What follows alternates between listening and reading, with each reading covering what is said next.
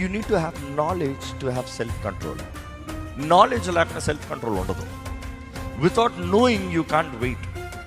దేవుని వాక్యంలో కూడా చూసినప్పుడు రాబో మహిమ కొరకు ఆయన సిద్ధపడి శ్రమని అనుభవించాడంట.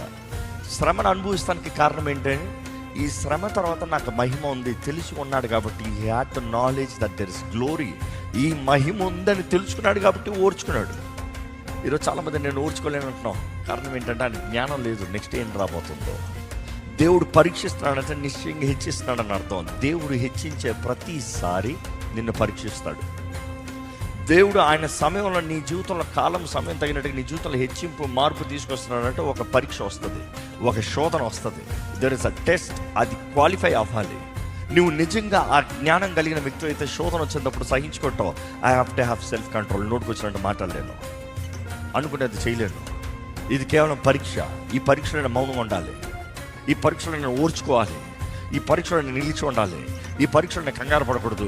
అయ్యో నేను కంగారు పడితే దేవుడు నా ముందు తేవబోయేది నేను పోగొట్టుకుంటానేమో అనవసరంగా.